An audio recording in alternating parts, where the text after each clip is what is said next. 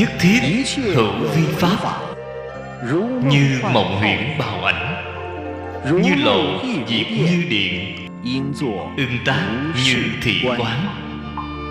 Kinh Kim Cang Giảng Ký, tập 12. Người giảng Lão Pháp Sư Tịnh Không. Địa điểm Cư Sĩ Lâm, Singapore.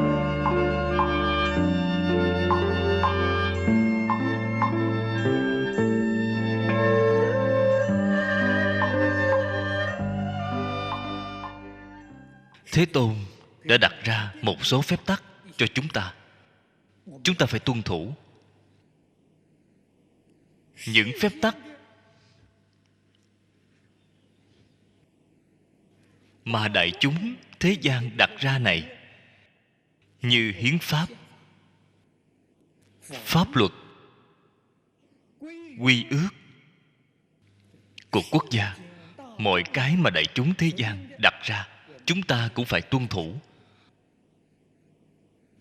Ngoài cái này ra, những cái không có văn tự, như phong tục tập quán, quan niệm đạo đức, chúng ta nhất loạt đều phải tuân thủ. Đây là bao gồm ở trong phạm vi trì giới. Phải thụ pháp, phải giữ phép tắc. Mọi việc, mọi nơi thường xuyên gìn giữ tâm thanh tịnh. Đây chính là nhập định.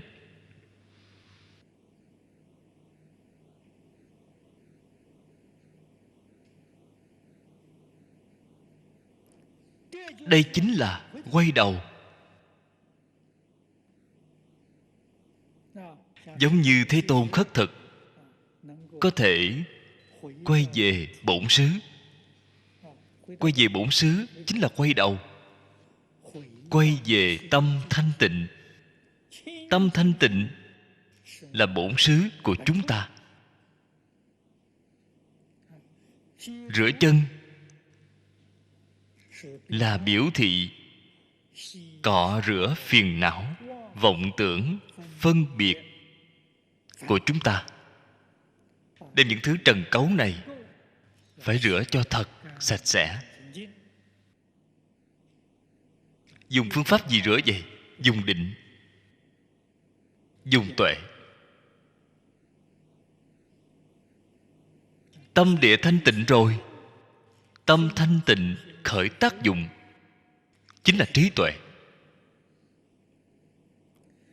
Thị chúng hạnh phúc mỹ mãn chi sinh hoạt.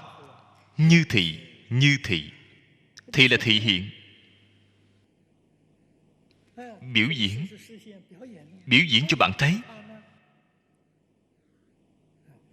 Đời sống hạnh phúc mỹ mãn nhất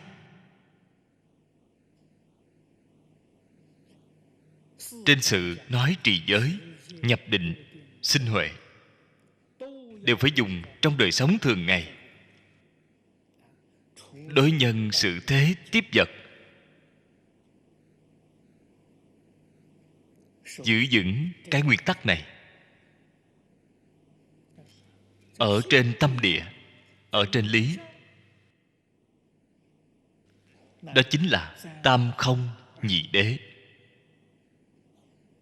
Hiển tam không, dung nhị đế, thảy đều ở đời sống thường ngày, đều ở trong mặc áo ăn cơm. Đời sống bạn sống đó chính là đời sống của Phật Bồ Tát, không phải đời sống của người Phạm.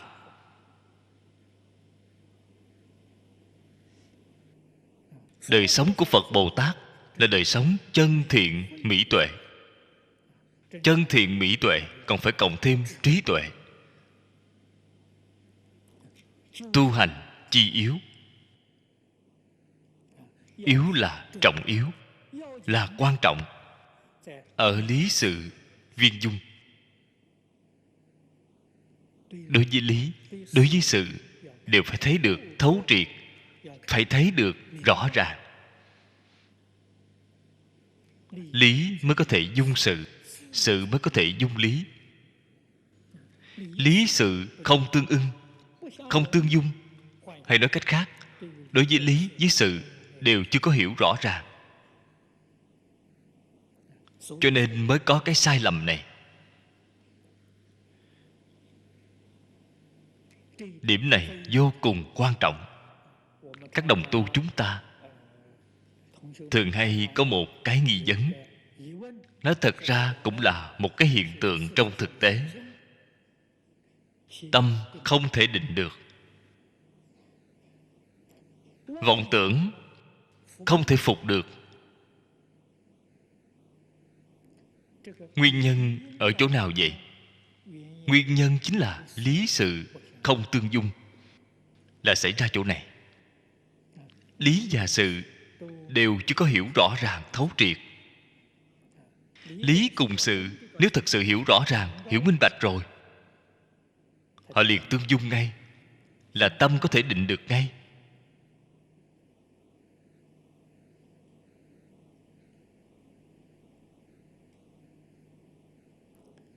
Rất nhiều đồng tu đều đọc qua Liễu Phạm Tứ Huấn. Tiên sinh Liễu Phạm vào năm xưa, nói thật ra không có công phu gì. Ông là gặp được Khổng tiên sinh chấm tự di cho ông, chấm rất chuẩn xác, rất linh nghiệm, một chút cũng không sai lệch. Ông vọng tưởng gì cũng không khởi nữa. Ông khởi vọng tưởng là vô ích, ý nghĩ gì cũng không còn nữa. Tâm ông định lại được rồi, là ông tin một giọt nước, hạt cơm đều do tiền định.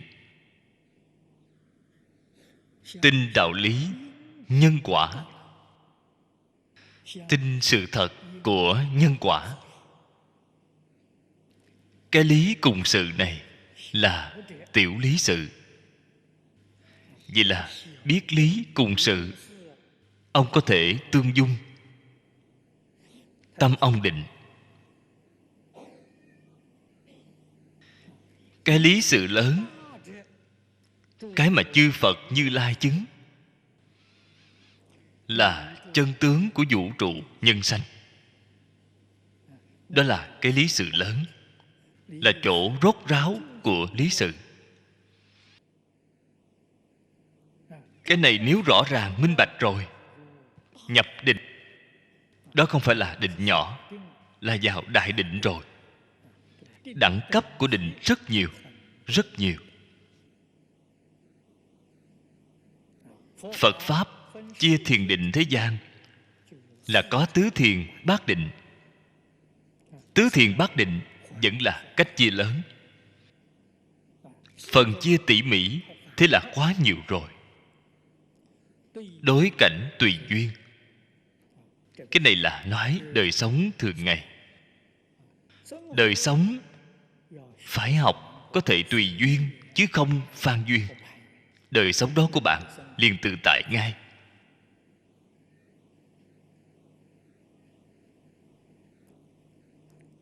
Cần tập khám nghiệm lịch sự đoán tâm. Phía dưới chính là nói nguyên tắc quan trọng của tu hành chân chánh. Hãy tu ngay trong đời sống thường ngày. Cần tập. Cần là cần cù, học tập là ngay trong đời sống thường ngày mà khám nghiệm công phu của mình, khám nghiệm cảnh giới của mình. Nghiệm cái gì vậy? Nghiệm giác chánh tịnh. Ta có mê hoặc không? Có còn tà tri tà kiến không? Có còn ô nhiễm không? Từ chỗ này mà khám nghiệm. Đây gọi là chân tu hành. Trải qua sự để luyện tâm, không được sợ sự. Không có sự mài luyện, tâm của bạn sao có thể thanh tịnh được? Tâm thanh tịnh là phải ở trên sự tướng mà luyện, mà rèn luyện.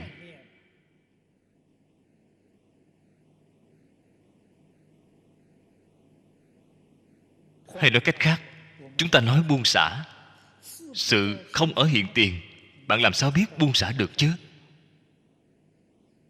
Sự tướng là ngay hiện tiền, xem bạn trong tâm có chấp trước hay không, có phân biệt hay không. Nếu như trong tâm vẫn còn phân biệt, vẫn còn chấp trước, là chưa buông xả.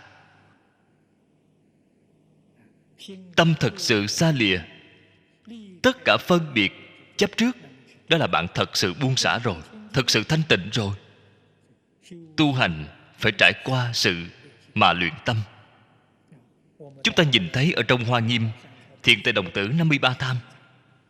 53 tham, Ngài học cái gì vậy? Ngài chính là học hai câu này: cần tập khám nghiệm, lịch sự luyện tâm. Từ sơ phát tâm mãi đến Như Lai Địa, chính là dùng cái công phu này. Động tĩnh nhất như, vô giảng bất thị. Hai câu này cũng chính là nói ở mọi lúc, ở mọi nơi, ở trong tất cả hoàn cảnh vật chất, tất cả hoàn cảnh nhân sự, đều phải nắm vững cái nguyên tắc này. Dựa vào cái phương pháp này mà tu học. Chư Phật Bồ Tát đã làm một tấm gương tốt nhất cho chúng ta thấy. Phật Bồ Tát trừ khi không xuất hiện ở thế gian, xuất hiện ở thế gian là làm gương cho chúng ta thấy.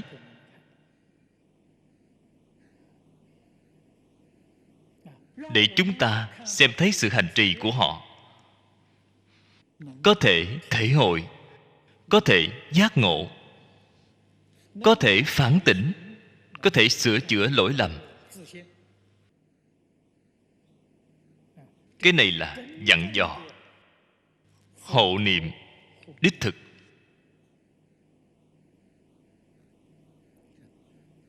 Đạo tại thiện xảo, lợi dụng kỳ hoàn cảnh. Tắc vô thời vô xứ, bất thị đạo tràng. Bạn phát tâm muốn tu đạo, muốn tìm một cái hoàn cảnh tu hành lý tưởng, là bạn sai rồi. Không cần phải tìm, là ngay trong hoàn cảnh đời sống hiện tiền của bạn. Vấn đề chính là bạn có trí tuệ hay không, bạn có biết dùng hoàn cảnh của bạn hay không.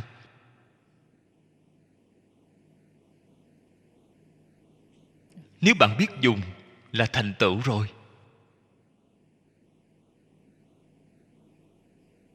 Nếu như hoàn cảnh là ở vào trong thuần cảnh,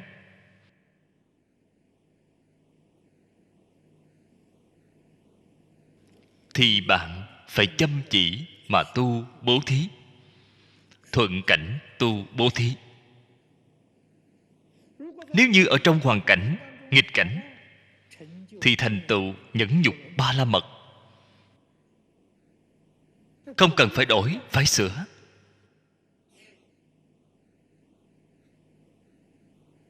Ở vào đời loạn, mọi người đều không thủ pháp, đều loạn cả rồi. Ta ở trong cái hoàn cảnh này tu trì giới ba la mật. Mọi người không thủ pháp, ta thủ pháp. Mọi người không giữ phép tắc, ta giữ phép tắc. Nếu bạn biết lợi dụng hoàn cảnh, thì có hoàn cảnh nào không phải là nơi tu hành tốt chứ?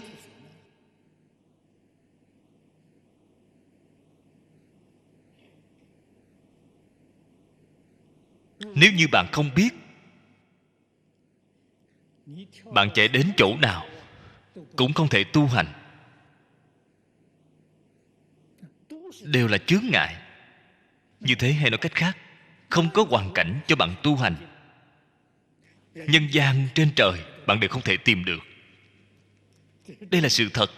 Bạn đến đâu mà tìm? Nếu như bạn hiểu ra rồi, thì nơi nào cũng là hoàn cảnh tốt cho ta tu học. Không nên đi tìm.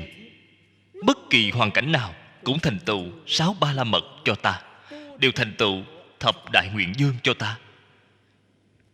Chỉ xem là bạn biết hay không mà thôi.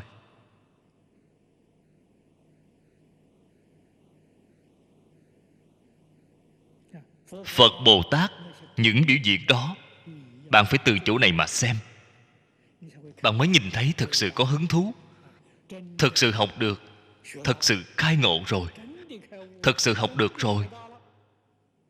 Phải từ trên đây mà xem.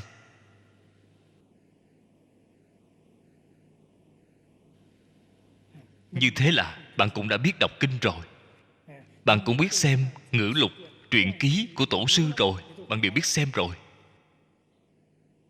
Cái gọi là khi nhìn mắt đều phóng quang rồi, cửa đạo nhìn ra rồi.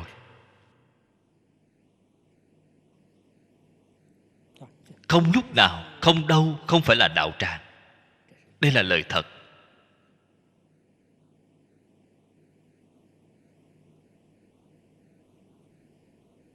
Bất kỳ người nào cũng là người giúp chúng ta, bất kỳ hoàn cảnh nào cũng là thành tựu cho ta. Là giống như ý mà trong Kinh Hoa Nghiêm nói vậy. Học trò, người tu hành, chỉ mỗi mình ta. Ngoài một mình ta ra đều là chư Phật Bồ Tát. Hình ảnh mà họ nhất cử nhất động làm đều là cho ta thấy, đều là dạy ta giác ngộ. Người biểu hiện tích cực là dạy chúng ta phải học tập hình ảnh tốt của họ. Người biểu hiện tiêu cực cũng là nhắc nhở chúng ta giác ngộ, để ta phản tỉnh có hay không cái hình ảnh không tốt tiêu cực đó của họ.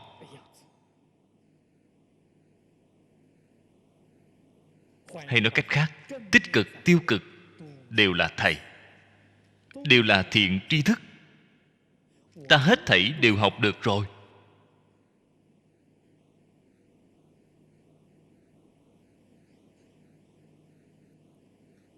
Học Phật như vậy, đâu có chuyện nào mà không thành tựu.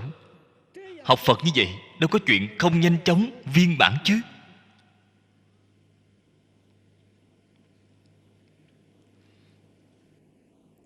Thế Tôn ở trong một bộ kinh dạy cho chúng ta nhập môn. Trì giới tu phước thì nhập bát nhã môn. Trì giới là giữ phép tắc, thụ pháp. Chịu thủ pháp, chịu giữ phép tắc, lại chịu tu phước. Người như vậy,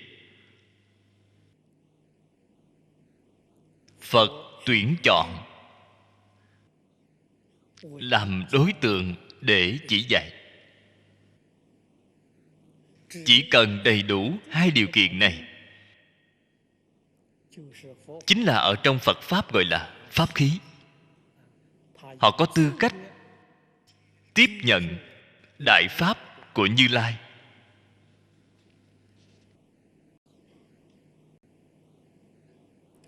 Chúng ta phải nghiêm túc phản tỉnh lại. Chúng ta có phải là người giữ phép tắc hay không? Có phải là một người rất hoan hỷ tu phước hay không? Nếu như phải, thì trong hội Kim Cang Bát Nhã, bạn chính là người đương cơ. Thế Tôn bộ kinh này chính là nói với bạn, giúp đỡ bạn, thành tựu bạn. Nếu không phải thế, chúng ta ở chỗ này cũng đã nghe thấy, cũng hiểu rồi. Hôm nay phát tâm cũng không muộn. Ta phải phát tâm giữ phép tắc, ta phải phát tâm tu phước.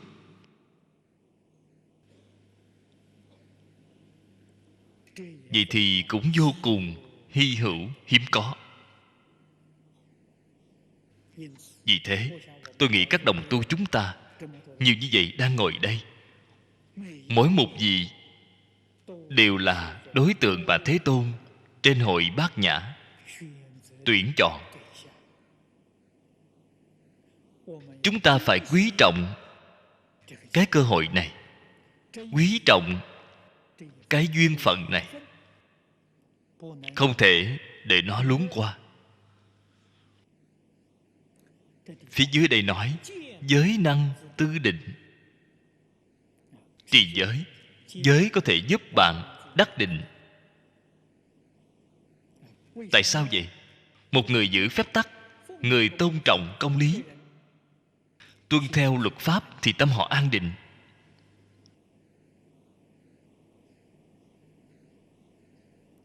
Là không làm việc sai trái, nên tâm địa vô cùng bình thản. Không có làm việc sai trái, không có làm việc có lỗi với người.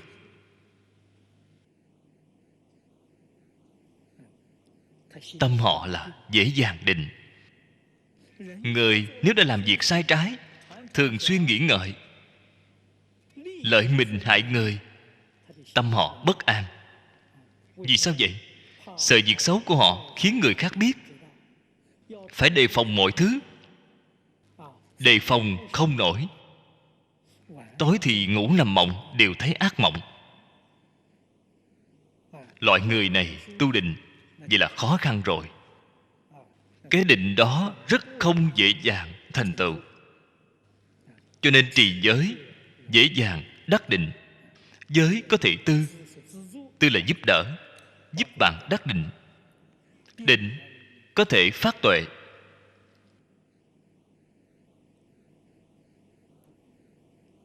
Tác dụng của định chính là trí tuệ. Tu trí tuệ, vô giới định, nãi cuồng tuệ, phi chánh tuệ. Ở chỗ này chúng ta phải đặc biệt biện biệt rõ ràng. Nếu như không có giới định, không chịu thủ pháp, không chịu dựa vào quy tắc làm việc, tâm không thanh tịnh, người này bỗng nhiên có trí tuệ. Sự việc này thực sự có, chứ không phải không. Đã có trí tuệ. Cái tuệ này gọi là cuồng tuệ, không phải chân tuệ. Ở trong Phật Pháp gọi là thế trí biện thông, là thuộc vào loại này. Loại này vẫn không đáng sợ. Mà điều đáng sợ nhất là cái mà trong Kinh Lăng Nghiêm nói ma nhập vào người. Cái năng lực trí tuệ đó không phải của mình, là do ma nhập vào người. Trong Kinh Lăng Nghiêm nói 50 loại ấm ma. Họ có năng lực đặc thù. Chúng ta ngày nay gọi là thần thông. Họ có thần thông. Các vị phải biết, thần thông chân chánh là phát từ trong định. Giả dụ như họ không có giới định, bỗng nhiên có thần thông rồi, cái thần thông đó chắc chắn không phải của bản thân họ. Trong Kinh Lăng Nghiêm nói là do ma nhập vào người họ. Đến ngày nào đó ma đi rồi thì cái năng lực đó của họ là hoàn toàn biến mất. Đây là Thế Tôn ở trong kinh nói rất rõ ràng, rất minh bạch. Nếu như là bản thân phát thần thông, nhất định là có giới, có định.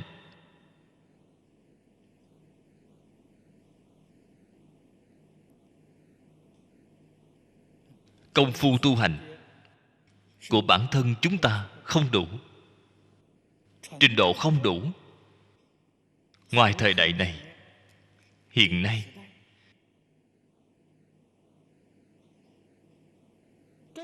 cái thời đại này ở trong Kinh Phật nói trượt ác đã đến cực điểm, ngũ trượt ác thế. Trượt ác đã đến cực điểm.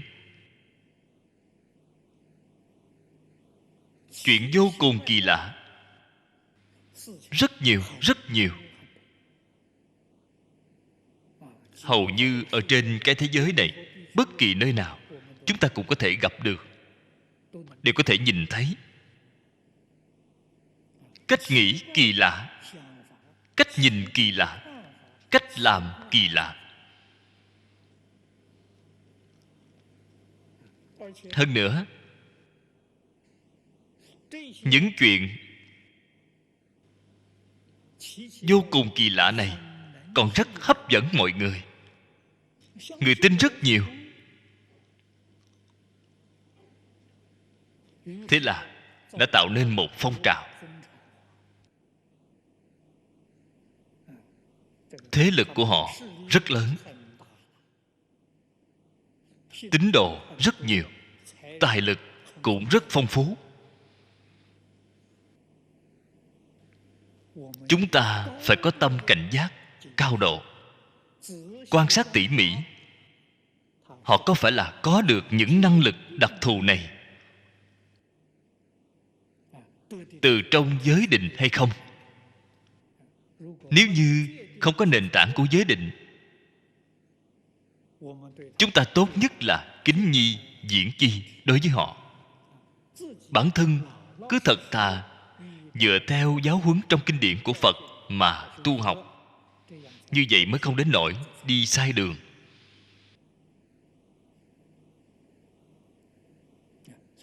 Chân trí tuệ, giới cuồng tuệ phải có năng lực biện biệt.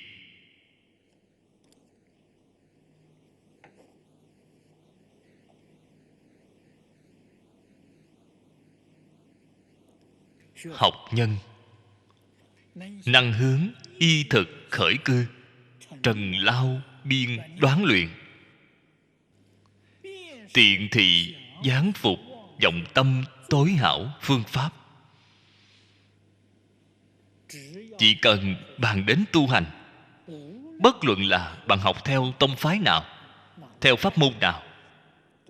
Ở trong Phật Pháp thường nói, pháp môn vô lượng thệ nguyện học.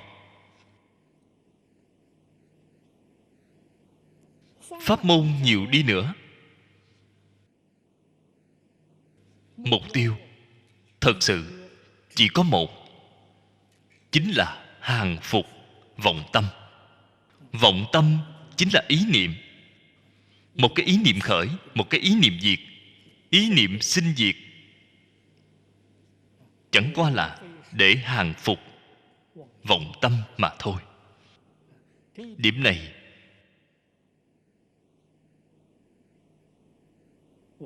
chúng ta phải nhớ kỹ nó thật nghiêm túc. Chúng ta tu cái gì vậy? Hàng phục vọng tâm mà thôi.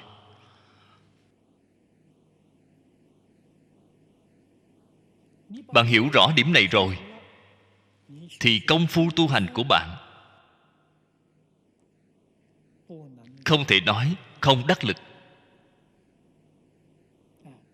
Bạn phải thật sự nắm vững được mấu chốt.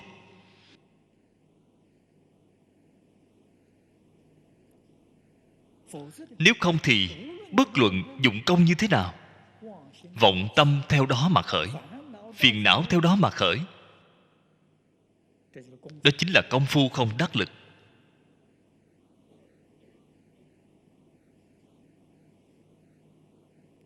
Thế thì làm sao có thể thành tựu được? Như vậy thì muốn hàng phục cái vọng niệm này.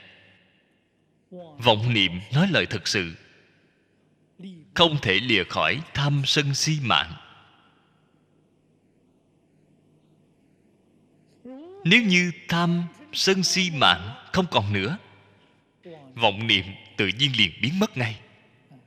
Bạn thấy tiên sinh Viên Liễu Phàm đối với đạo lý nhân quả hiểu rõ ràng rồi. Ông tham sân si mạng đã không còn, tâm đã định rồi. Đây chẳng phải là một điển hình rất rõ rệt sao? Cho nên chúng ta tu hành phương pháp tốt nhất là học ở trong đời sống. Học điều gì vậy? Học biết đủ. Biết đủ thì thường vui. Ở trong đây gọi là trần lao biên đoạn luyện. Là luyện cái gì? Luyện biết đủ. Biết đủ thì không mong cầu, vọng tưởng liền giảm ngay, tạp niệm liền ít ngay. tâm sẽ dần dần định lại được rồi. Quần áo, ăn uống, nơi ở, đi lại, ở đời sống của người hiện đại, ta chỉ cần đạt đến mức độ phổ thông là đủ rồi, không tranh thủ thêm nữa, thì tâm của chúng ta mới thanh tịnh, mới có đủ thời gian để học đạo, đọc kinh, nghiên cứu kinh điển, niệm Phật, dụng công, vì người mà giảng giải. Chúng ta mới có thời gian làm cái việc này. Cái này là việc thật. Đây là việc tốt, chân thật. Thế suốt thế gian không có việc nào tốt hơn sự việc này.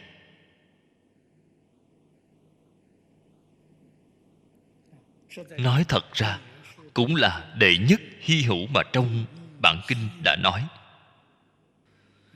Tại vì sao không đi làm sự việc này? Tại vì sao đem tháng ngày tốt đẹp của một đời tiêu mòn vào trong vọng tưởng tạp niệm, hoàn toàn vô ý nghĩa chứ? Cái đó nói thật sự quá đáng tiếc rồi. Rèn luyện ở trong quần áo, ăn uống, chỗ ở, đi lại. Rèn luyện cái gì? Rèn luyện mọi thứ. Không có thứ gì không biết đủ. Mọi thứ tùy duyên. Thế bạn đã tự tại. Cái này là phương pháp tốt nhất của hàng phục vọng tâm. Tu thị đối cảnh tùy duyên. Câu này rất quan trọng. Tất cả tùy duyên, tất cả đều không phan duyên.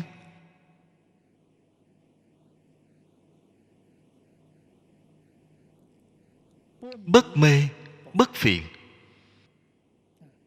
Không mê là rất rõ ràng, rất minh bạch. Cái thế gian này khổ não. Thế gian quá khổ rồi. Người không nên làm rồi.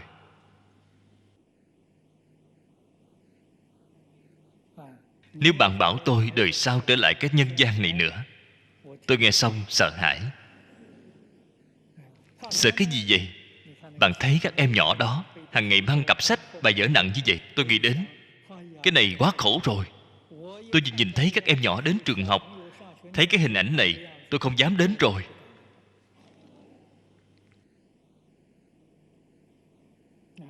Học xong rồi, bước vào xã hội. Xã hội là chiến trường.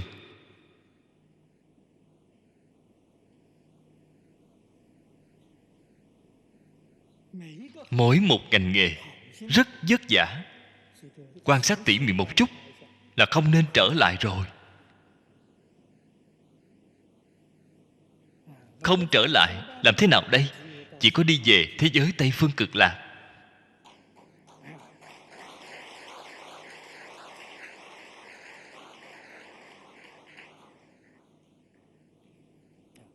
Cái này chính là không mê. Rất rõ ràng, rất minh bạch. Không phiền. Phiền não từ đâu mà ra vậy? Là bạn tự mình tìm ra. Bản thân bạn không tìm phiền não thì phiền não sẽ không tìm bạn. Mọi phiền não đều là bạn tự mình tìm ra. Tìm ra như thế nào vậy? Chung quy không ngoài tham sân si. Bên trong có tham sân si, bên ngoài có cám dỗ, thế phiền não bạn liền khởi lên rồi. Bên trong không có tham sân si, biết đủ rồi, tâm định rồi, bên ngoài đủ thứ cám dỗ. Bạn thấy rất rõ ràng, rất minh bạch. Không bị nó gạt, không bị nó chuyển đi, thì phiền não này sẽ không có. Một lòng một dạ.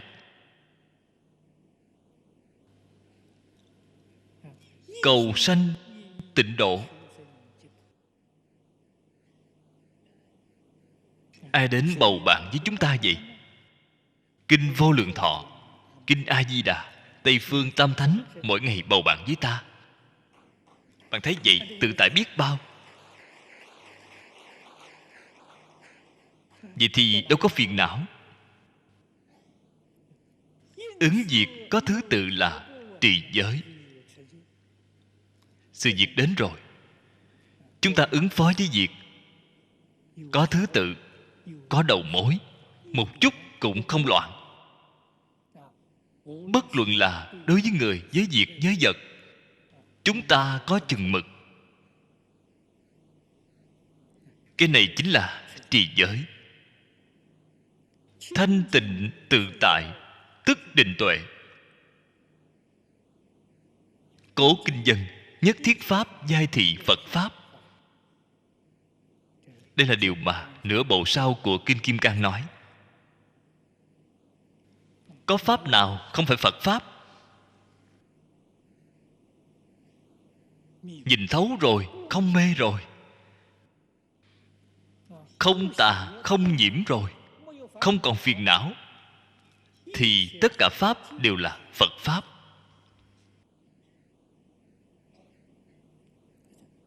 Ly tướng phát tâm, giáng phục chi đạo, tận tại kỳ trung.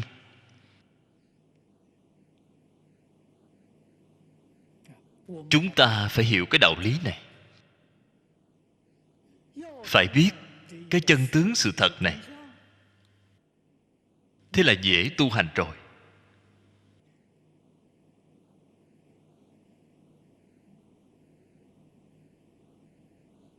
Là ở ngay trong đời sống, từ sáng sớm thức dậy đến tối đi ngủ.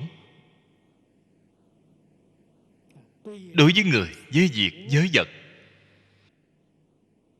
việc mà mỗi ngày làm là Bồ Tát hạnh. Bạn giác ngộ là Bồ Tát hạnh, chính là lục độ vạn hạnh.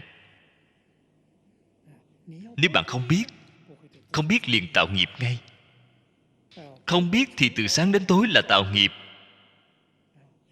Nghiệp tạo là thiện nghiệp, ác nghiệp. Thiện nghiệp cảm ba đường thiện, ác nghiệp cảm ba đường ác. Nghiệp tạo là nghiệp này. Vừa giác ngộ, vừa hiểu rõ rồi, đem cái tạo nghiệp này vừa chuyển đổi, biến thành Bồ Tát đạo. Là ở trong ý niệm vừa chuyển, là chuyển phàm thành thánh, chuyển lục đạo thành pháp giới bốn thánh, chuyển phiền não thành bồ đề, chuyển sanh tử thành niết bàn. Là ở trong khoảng một niệm này. Bạn có biết chuyển hay không? Chuyển lại được rồi thì tất cả pháp đều là Phật pháp. Không chuyển lại được thì tất cả pháp đều không phải là Phật pháp. Là xem bạn có biết chuyển hay không. Bộ kinh này Thế Tôn dạy cho chúng ta chuyển như thế nào.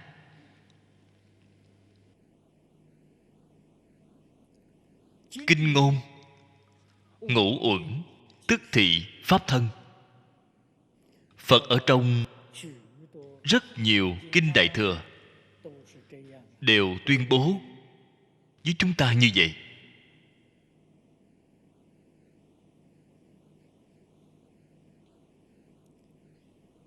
Đây chính là bảo người phải tức huyễn hữu, kiến chân không, phi đoạn diệt tướng. Trong đây đem tông chỉ của Kinh Kim Cang cũng đều đã hiển thị ra rồi. Hữu là tướng, ngũ uẩn là tướng, là giả có. Pháp thân là thể, là chân không. Chân không thấy từ đâu vậy? Từ trên có mà thấy không. Vậy thì mới nhìn thấy chân không. Cái gì cũng không có, bạn làm sao có thể nhìn thấy chân không được? nhìn thấy chân không từ trong có. Từ trong chân không nhìn thấy diệu hữu. Hóa ra không có không hai. Trong tâm kinh gọi là sắc tức thì không, không tức thì sắc. Sắc chẳng khác không, không chẳng khác sắc. Là một, không phải hai. Cái này chính là tánh tướng viên dung. Cho nên nó không phải tướng đoạn diệt. Tướng đoạn diệt làm sao thấy không? Nếu đem có diệt hết mới có thể thấy không. Đó gọi là tướng đoạn diệt. Cái đó là sai lầm. Cho nên chư Phật không nói tướng đoạn diệt. Tướng đoạn diệt là sai lầm. Cổ đức dân đảng vật trục vọng, hà tu cầu chân. Giai minh bất thủ bất đoạn, bất tức bất ly chi nghĩa. Trong chương mục này đều phải nên ứng dụng vào trong đời sống thường ngày. Dù cho mặc áo ăn cơm cũng không ngoại lệ, đều phải tương ưng với cái ý nghĩa này. Hay nói cách khác, bạn mặc áo là bạn đang tu lục độ vạn hạnh, tu hành Bồ Tát. Ăn cơm cũng là đang tu hành Bồ Tát. Không có cái gì không phải là đang tu hành Bồ Tát. Cho nên nói tất cả Pháp đều là Phật Pháp. Không có Pháp nào không phải Phật Pháp. Mặc áo không dính hai bên có không. Ăn cơm viên dung nhị đế chân tục, nó đều ở trong đây. Không thể đem Phật Pháp lìa khỏi sự tướng để nói một cái khác. Cái đó có lợi ích gì chứ? Đó là không có lợi ích rồi. Hai câu nói này của Cổ Đức nói rất hay.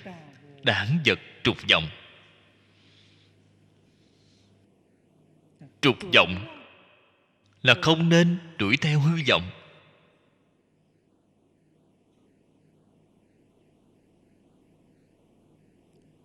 Không nên chấp trước hư vọng. Cái gì là hư vọng vậy? Phàm cái gì có tướng đều là hư vọng. Câu nói này là bảo chúng ta lìa tướng. Vậy cho chúng ta tùy duyên. Tùy duyên chính là lìa tướng. Lìa cái gì? Lìa chấp trước, lìa phân biệt, lìa phan duyên. Phân biệt chấp trước phan duyên đều lìa rồi. Đó là tùy duyên. Cho nên tùy duyên chính là lìa tướng. Tùy duyên là không cố chấp. Hà tu cầu chân. Nếu như bạn có một cái ý nghĩ cầu chân là bạn đã sai rồi. Bạn lại chấp trước, lại phân biệt rồi, lại là đang khởi vọng tưởng rồi.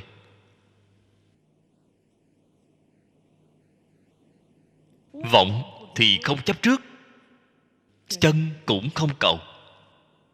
Vọng lìa khỏi thì chân liền hiện tiền ngay. Chân ở đâu vậy? Là ngay hiện tiền. Vừa rồi nói mặc áo ăn cơm là chân, hoàn toàn không phải là giả. Nhị đế viên dung, vậy làm sao biết chân? Tâm không lý hiển là thật. Cái mà chư Phật Như Lai chứng đắc là cái này.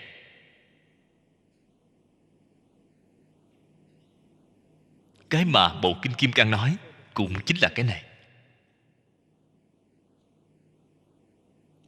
Những cái này là hoàn toàn hiển lộ ra ngay trong mặc áo ăn cơm, từng ly từng tí dùng vặt hàng ngày. Cho nên nói tất cả Pháp đều là Phật Pháp. Lời nói này nói một chút cũng không sai.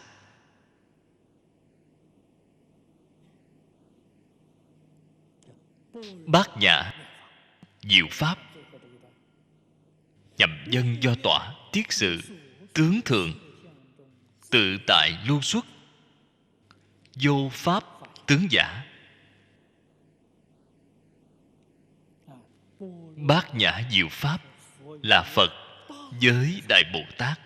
Chúng ta thường nói chỗ chứng của các pháp thân đại sĩ. Ở đâu vậy? Là từ trong từng ly từng tí của đời sống thường ngày. Sự tướng dụng vặt là ở ngay trong đây. Từng ly từng tí đều hiển thị tam không nhị đế.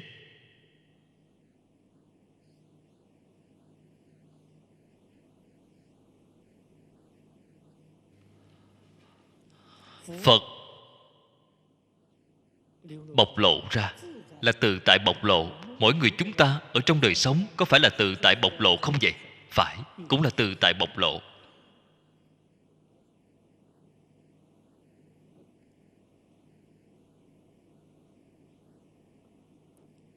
Tại vì sao chúng ta không được thọ dụng? Mê rồi. Không biết chính là những thứ này. Phật nói tam không với chúng ta. Chúng ta hàng ngày khởi vọng tưởng đi tìm tam không, tìm nhị đế, cũng không biết nhị đế rốt cuộc ở chỗ nào. Không biết rằng ăn cơm chính là nhị đế, mặc áo chính là nhị đế, bạn tán gẫu với bạn bè cũng là nhị đế. Bạn không biết, thấy đáng tiếc biết bao. Cho nên mọi người nếu hiểu rõ Kinh Kim Cang thật sự là thông đạt rồi.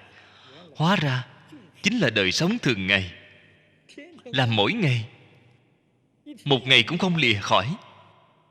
Đây chính là Kim Cang Bát Nhã Ba La Mật Đa. Cái này mới có hứng thú. Đời sống vẫn là đời sống bình thường như xưa, nhưng mà thái độ khác xưa. Trước đây là tâm phàm phu, hiện nay là tâm Phật Bồ Tát. Không giống nhau rồi. Tâm thay đổi rồi, sự tướng cũng thay đổi. Trước đây bạn từ sáng đến tối sống cái đời sống này là khổ não. Bạn sống là lục đạo luân hồi, biển khổ vô biên. Hiện nay cái ý nghĩ này chuyển trở lại rồi, tâm chuyển trở lại rồi. Bạn sống ở trong nhất chân pháp giới. Cái mà bạn đạt được là đại tự tại. Đó thì làm sao có thể giống nhau? Cái mà bạn được là tự tại viên mãn chân thật. Người khác không thể nhìn ra. Là giống như Thích Ca Mâu Ni Phật, cái phương thức đời sống này, tu Bồ Đề nhìn ra rồi. Người khác không thể nhìn ra. Người khác cho rằng Thích Ca Mâu Ni Phật là phàm phu. Họ không biết. Chúng ta ngày nay nhận được tin tức ở trong Kinh Kim Cang, chúng ta cũng hơi nhìn ra được một chút rồi. Cảnh giới của chúng ta cũng là hơi chuyển một chút. Cái này là tự tại, cái này là được thọ dụng rồi. Vô pháp tướng giả. Phàm cái gì có tướng đều là hư vọng. Chúng ta cũng không lìa khỏi tất cả tướng, cũng không chấp trước tất cả tướng. Đây gọi là tùy duyên, liền gọi là thọ dụng chân chánh, thọ dụng chân thật. Ở trong thọ dụng không có tác dụng phụ. Phàm phu cái thọ dụng này phải trả cái giá quá đắt. Nó có tác dụng phụ. Bên trong nó có vọng tưởng, có phân biệt, có chấp trước, có phiền não, có quả báo. Cái giá phải trả này quá đắt rồi. Phật Bồ Tát thọ dụng trong đời sống thọ dụng như nhau, mà gặt hái của họ là pháp thân bát nhã, giải thoát bốn tịnh đức, thường lạc ngã tịnh. Họ gặt hái được cái này. Phương thức sống như nhau, mà những cái đạt được khác nhau.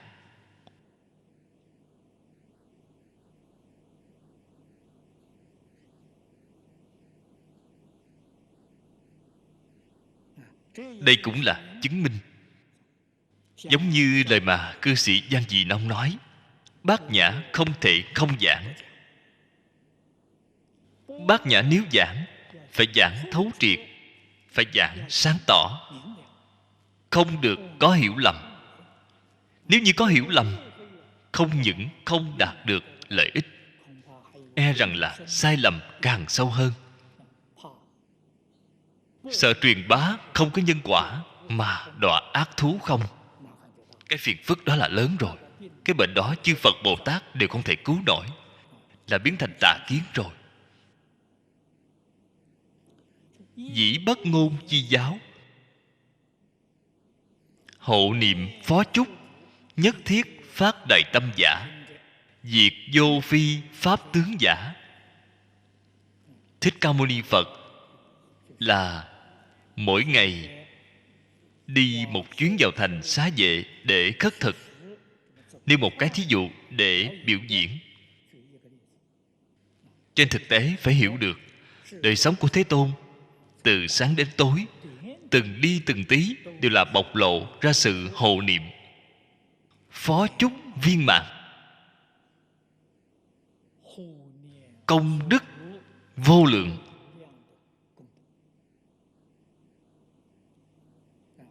Cái này chỉ là nêu một cái thí dụ mà thôi. Nhất định không nên cho rằng chỉ cái này mới có thể hiển thị tam không dung nhị đế, những cái khác không có. Đó là bạn đã hoàn toàn sai rồi. Phải biết một tức tất cả tức một, vậy là không sai. Cho nên cái giáo hóa hộ niệm này của Ngài, nhất thiết phát đại tâm giả. Những người phát tâm đại thừa này có thể thấy Phật không có dính vào không. Phật có nói tướng đoạn diệt. Cái này làm như vậy chính là hộ niệm, chính là phó chúc. Năng tùy thời như thị quán chiếu, tắc đắc chân thực thọ dụng. Chúng ta hiểu được cái đạo lý này,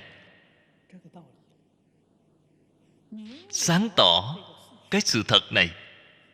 Sao gọi là quán chiếu? Cũng dùng vào trong đời sống của mình, giống như Phật vậy. Thọ dụng mà bạn đạt được đương nhiên là chân thật. Đây đâu phải là hư giả. Cho nên Phật Pháp này học rồi lập tức liền có lợi ích. Phần tự chúng ta giới thiệu đến chỗ này là hoàn tất. Phía dưới bắt đầu từ đoạn thứ 3 đến đoạn 179 là phần chánh tông của bản kinh.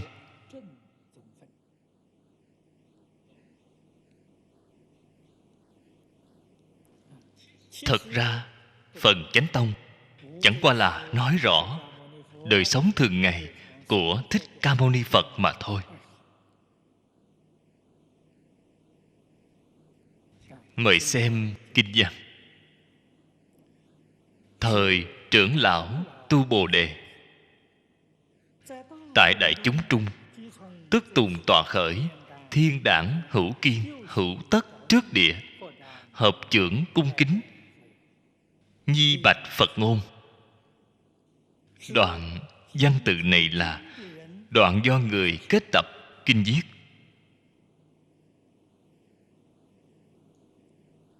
Là ghi chép tôn giả Tu Bồ Đề ở trong pháp hội vì chúng ta, thay chúng ta thịnh pháp. Ý mà chỗ này nói là phép tắc. Phép tắc thịnh pháp, lễ tiết thịnh pháp.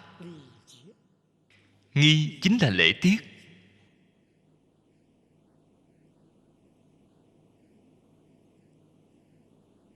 Phải cung kính với thầy, phải cung kính với Phật Pháp, tâm chân thành cung kính đến khải thỉnh.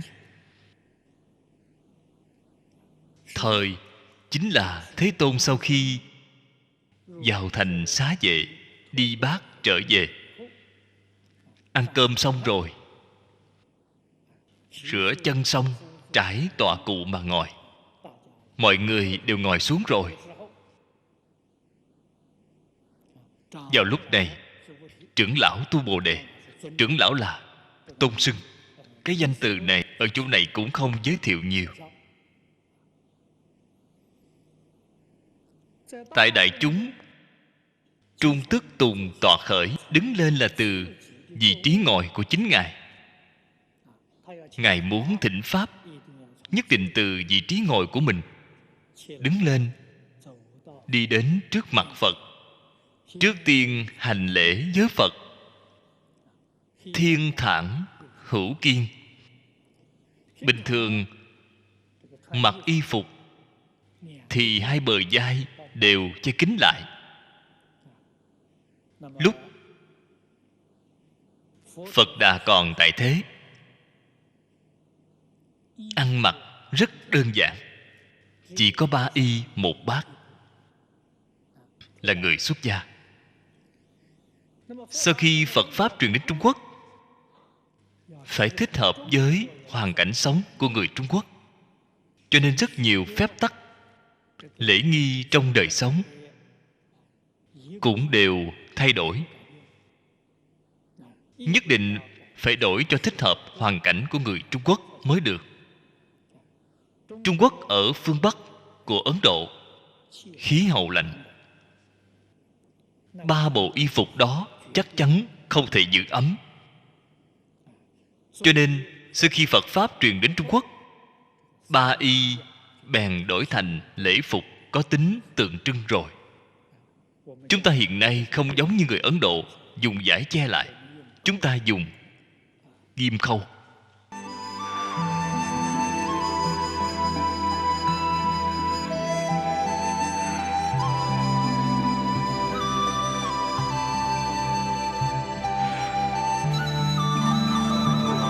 Cẩn dịch viên đạt cư sĩ, vọng tây cư sĩ, vọng tây cư sĩ a.gmail.com.